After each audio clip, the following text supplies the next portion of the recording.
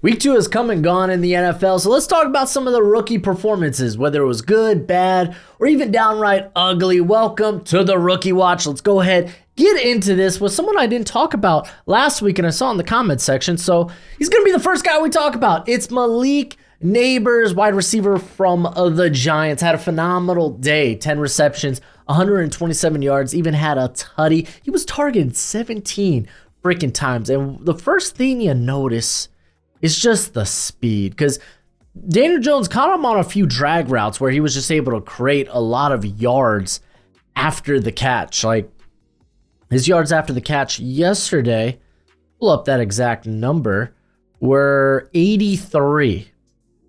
Golly, that's a hell of a lot.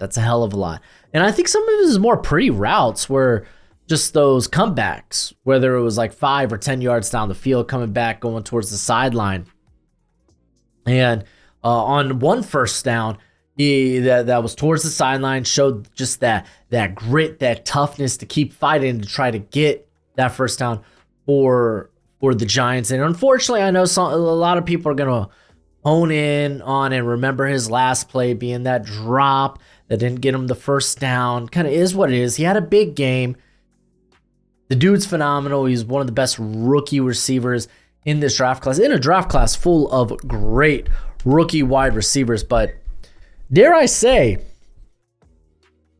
he might save Daniel Jones' job. Not really, but a great day for Malik Nabers. And of course, we're going to talk about the other wide receiver, Marvin Harrison Jr. Golly. A lot of people were concerned with last week's performance. I think his average miles per hour while on the field was among the lowest. It was 16. Not fast. This week on his long touchdown, that 83-yarder or 60-yarder, he got up to 20 miles per hour. Oh, thank goodness. Because the game speed back at Ohio State, it's like you knew he wasn't the fastest guy, but the game speed was good. It was good, and in this game, it was really good. Poor Trey White had a bad day. He had a bad day. But Marvin Harrison Jr. finishes with 4 receptions for 130 yards, 2 touchdowns. He had those 2 touchdowns in the first quarter. Wasn't really needed much after that. I think one play that really stuck in my mind, it wasn't the touchdown, but it was one where he's up at the sideline. I can't remember who was on him specifically. It could have been a safety. It could have been a corner, but you have Kyler Murray, he's scrambling, he's rolling out, and Marvin Harrison Jr. just having the wherewithal to sit at the sideline, not go out of bounds, and just kind of wait to see if that defender that's guarded him will come up and play Kyler Murray like he's scrambling. And he did, to which Marvin Harrison Jr., because first and foremost, Marvin Harrison Jr. came back to the play, gunned towards the sideline when he saw Murray scrambling. And then the minute he sees that defender bite on Murray, he just he's like waving his hands. He's going downfield, like, hey, hit me for a big one. And Murray hit him for a big one. So Marvin Harrison Jr., straight up, there's nothing to be worried about here. If anything, be excited, be thrilled. You got yourselves one hell of a player. Did you know if you go to Underdog Fantasy and sign up with promo code Broshmo, they will match your first deposit up to $250? You did? Well, I'm glad I told you, because Underdog Fantasy is the best place to play weekly best ball, or my favorite, higher or lower on player props, and they already got props out for week 3 of the NFL. So get in on the action with Underdog Fantasy. Go there, sign up using promo code Broshmo, and of course, my friends, bet responsibly and bet within your means. Now let's move to the tight end position. Let's give it some love, as Brock Bowers had himself quite the day for the Raiders against the Ravens. A big part of why the passing game kind of popped off, him and Devontae Adams, for the Raiders, because the run game was giving them nothing. But Brock Bowers ends up having 9 receptions for 98 yards, almost had a touchdown, like almost just barreled his way into the end zone. He was fighting, and you love to see it. Had 5 first downs. He was doing a good job of moving the sticks. His yards after catch, like he had 2 contested catches, which you love to see. His yards after the catch, 48, so half of his receptions, he created yards after the catch. You love to see that. And he has proved to be just some consistency for this offense and Gardner Minshew. And it's like, okay, even if we can't get the run game going, which, hey, Jackson Powers-Johnson, I want to see you in there. Get healthy, bro. I can't wait for your debut. Can't wait. I'm hoping you're going to be able to help this run game because this run game sucks for the Raiders currently. But him and Devontae Adams really created some security and caused this offense not to be stagnant. Help led the comeback as they finished with the final 13 points of the game. Won the ball game. So like Brock Bowers looking every part of the weapon. They had him in movement. They had him in the slot. They had him in line. Like they got creative with him. So you love to see it. Those three guys had phenomenal weeks. I'm done talking about pass catchers. Let's talk about some of the ugly, though. Some of the bad performances. Got to start with Kingsley Suamataia. Probably had the worst rookie performance all week, where he allowed 4 pressures, 2 sacks, was called for 2 penalties, and unfortunately, ended up getting benched in favor of Wanya Morris. Suamataia was just a total detriment to his team yesterday. He was getting beat up. Trey Hendrickson was having a field day with him. It just wasn't a good time for Suamataia. And Suamataia was a guy coming out of BYU where it was like, man, he's got the length, the speed, athleticism, power. He's just someone that really needs to polish his game. Like the footwork's everywhere. Can be a bit heavy-footed. Just figuring out his kick slide, proper depth. Trying to understand and work in blocking angles. It's just not there for him yet. He definitely needs more refinement and more development. But yeah, he ends up getting benched. They're probably going to move with Wanya Morris moving forward. Wanya Morris freaking had a receiving touchdown around the red zone. Hello, let's go. And but yeah, Suamataia, probably it'd be wise to say, hey, let's take a little bit more time trying to develop this cat. So bad day for him. And it's not like anyone other than Hendrickson was getting pressure. And to be fair, Hendrickson's hella good. So yeah, Suamataia gonna have to go back to the lab, throw him back into the oven. Terrion Arnold, not an ideal day. This is the second time he's gotten the thumbs down in 2 weeks. And with rookie corners, you're going to have to take your bumps and lumps. I'm not saying he's a bad player. I'm saying he's developing as a player. And the stuff that you saw that was encouraging in week 1 was his ability to play around the line of scrimmage, come downhill, and make tackles and make plays in the run game.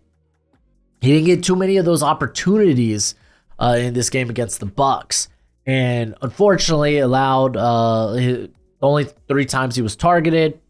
He allowed all those receptions for 72 yards, one being a 41-yard touchdown to Chris Godwin, which I know some people will be like, oh, actually, he wasn't the man supposed to be guarding. No, he was the coverage bus. Because I remember telling Detroit Lions fans, oh, we're going to be playing so much man. Yeah, you're also going to be playing quarters as well.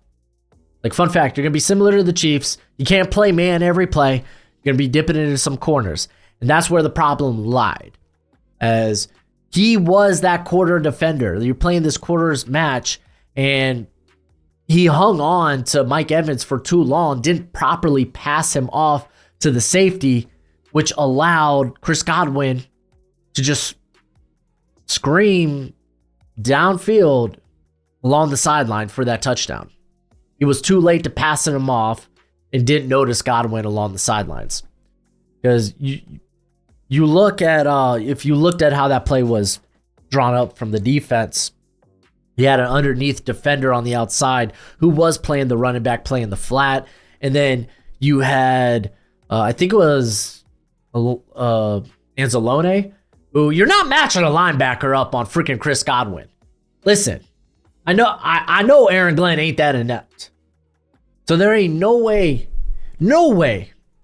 that Anzalone was going to be following Chris Godwin up the sideline. There ain't no way that there was that sort of mismatch or coverage bust. But I mean, there was a coverage bust, and it was on Arnold's behalf because he was supposed to be in that quarter of the field. He was not. He thought he was in the clear. Godwin was able to sneak along the sideline, got there for the end zone, or got there for the touchdown. So, hey, listen, there's going to be some bumps and lumps, and it's fine. It's okay. Like, there's some quality play there when it comes to Arnold. I like the dog in him. Did get called for 2 penalties, I believe, in this game as well. So, I love the dog in him. You got to teach him to be a little bit less physical. I think one of the plays, wasn't it on Trey Palmer down the sideline? I mean, regardless, I think better days lay ahead for Arnold, but it wasn't a great performance from him in this game. Everybody loves the NFL draft, and I know you want to be familiar with every potential prospect that your team may draft, so I got good news for you. My draft guide is available for purchase. It is good throughout the entire draft cycle, and it updates through the season regularly. You'll get my current evals and rankings on hundreds of different players with player backgrounds and analytics. It also contains combine and pro day numbers, as well as my notes from the Senior and Shrine Bowl. You can purchase it for a one-time payment of $30 on PayPal, Venmo, and now I have the Cash App. Follow the link in the description and be sure to include your email because it is a Google spreadsheet. That is how I share it with you. So please don't make me hunt down your email. Just don't do it. Anywho, it's a great purchase and it's a great way to support the channel. All right, let's talk about the quarterbacks. Why do I gotta talk about the quarterbacks every week? I don't want to, but here we are. We're talking quarterbacks, and Bo Nix. It wasn't a great ride. It wasn't a great experience this week for Bo Nix. We could go take a look at the pass in depth, and where you're worrying about Bo Nix is on those intermediate to deep passes. I think Bo Nix had the deepest ball of the day, one for 49 yards. But on passes of 20 plus yards or more, it was 1 of 5. It's like, okay, well, to be fair, he had a drop down field. So not terrible. But you get to the intermediate. Listen, that's where a bulk of NFL passes are going to be made, or at least NFL passes of significance are going to be made. And on the intermediate, it was 2 of 6 with that interception, which was that red zone interception. He is struggling on the intermediate deep parts of the field. And that's kind of to be expected. It's just unfortunate because he doesn't have the run game. Currently, the O-line underachieving. To be fair, Mike McGlinchey, he's out with injury. But Garrett Bowles ain't playing good football right now. Granted, hey, you got TJ Watt in this matchup. To be expected. But the offensive line's not playing well. The run game doesn't exist. The pass catchers aren't making plays. And honestly, the guys you have there at receiver aren't guys that are going to create after the catch. That's what's kind of missing from this offense. So like, yeah, Bo Nix, Bo picks. It's not all on him, but what you've seen, at least from like the intermediate level, it's not encouraging. It's just not. If you go to those like short passes, he was 13 of 16 for 129 yards on passes of between a yard or 9 yards down the field, but he did have 2 drops there. So it's like, again, his receivers aren't really helping him in that regard. So, man, yeah, well, I mean, I suppose we'll see. Like, the quick decision making's there. It's just, I don't think this offense has the tools to be able to sustain the type of play they want, or at least I don't think they have the tools to sustain with what they want to do with Bo Nix. They just don't right now. Especially when you have no run game, then cool. Everyone's just going to play in the box, and you're going to get a quarterback under pressure, making poor decisions. A rookie quarterback, nonetheless. So, yeah, rough day at the office for Bo Nix. Ends up going 20 of 35 for 246 yards, 2 interceptions, unfortunately. So we already talked about one quarterback. You know we got to talk about the other. Caleb Williams wasn't a great performance. To be fair, the offensive line was piss poor. They couldn't handle the blitz. They were missing on stunts. Part of that probably was the scheme as well with Waldron. So like a lot that this Bears offensive line and coaching staff need to go back to the film room and be like, all right, yeah, this needs to be better. Because like Caleb Williams was constantly under pressure. He was under pressure on almost 50% of his dropbacks. The run game didn't exist. And this time it wasn't even just the inside, but they couldn't get plays going on the outside.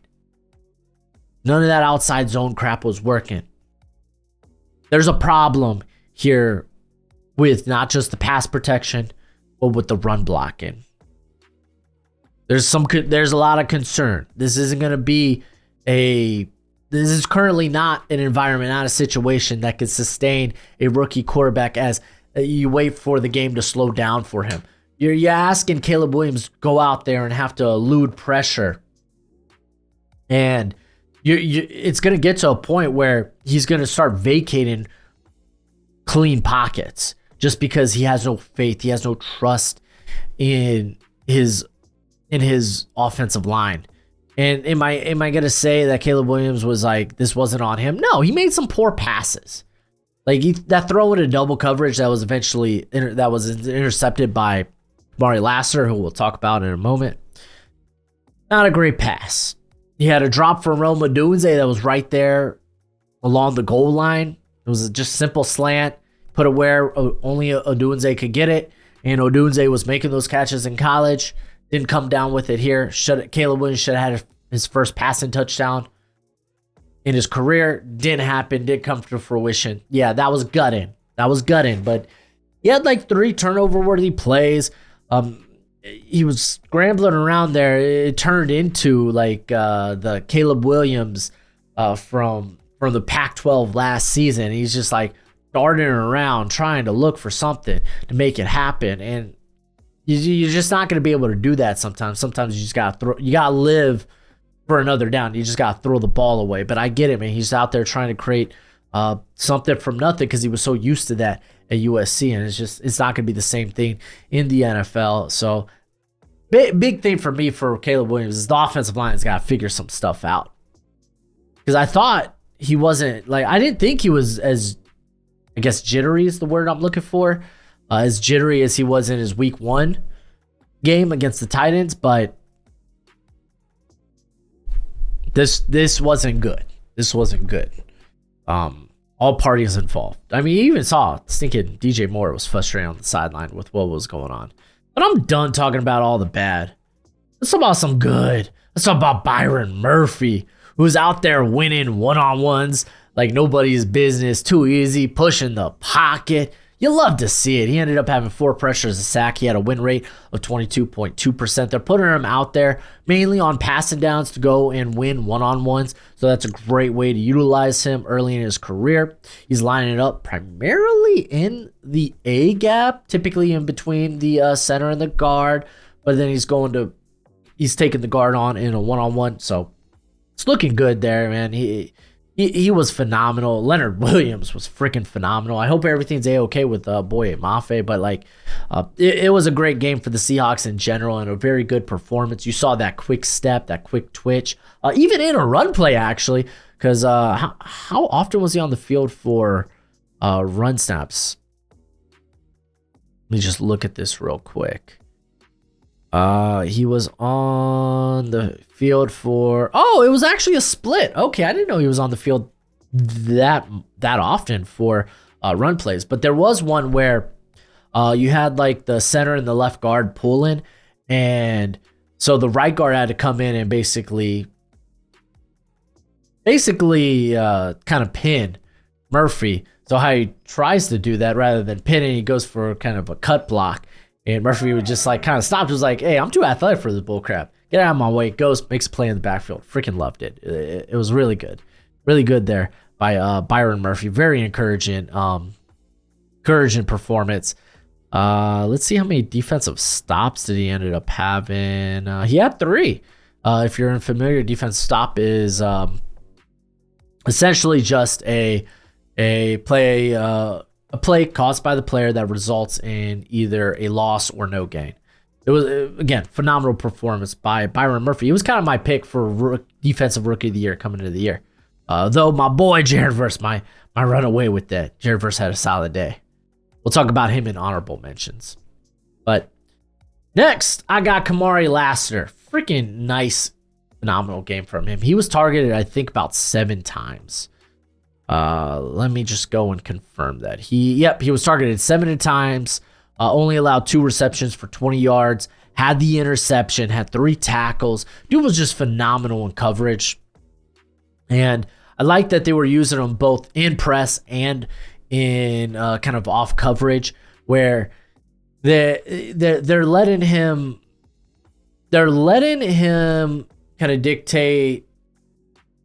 They're not letting his long speed be an issue. And to be fair, he was always a player that you felt moved faster on the field than the test of time would ever be. But the test of time was that bad, which probably led to him not being a back end of the first round talent. I kind of always thought he would have been like a top 50, top 64 type of player anyway.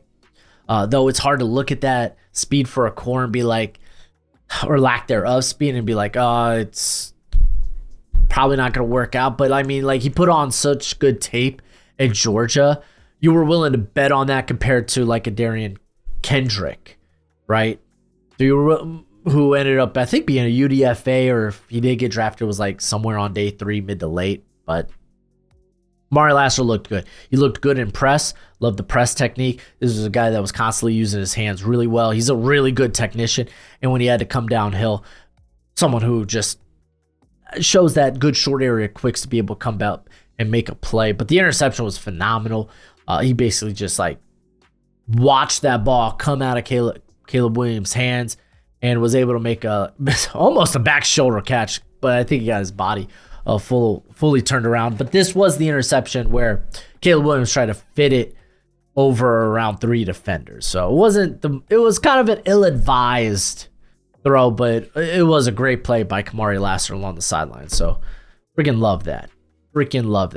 The last player I want to talk about in depth is someone who got their first start this week, and it was my boy Kool-Aid McKinstry, who was freaking phenomenal.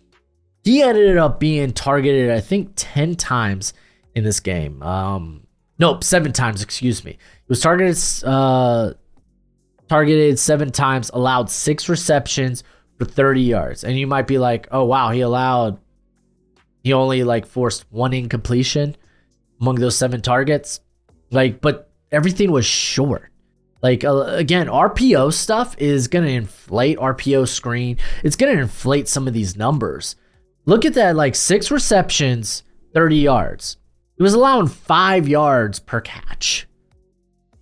The dude was money. And if you look at his play down the sideline in the red zone on CeeDee Lamb, and I know it was like Will Harris who came in and initially made the play to secure CeeDee Lamb wasn't going to come down with the football, but Kool-Aid manning up CeeDee and being able to go toe-to-toe with him. Actually, I think this is the picture of what happened as CeeDee was making a good play on the ball. Kool-Aid had a hand on the ball. It was going to be if CeeDee made that catch, it was going to be a wonderful catch. A very good contested catch.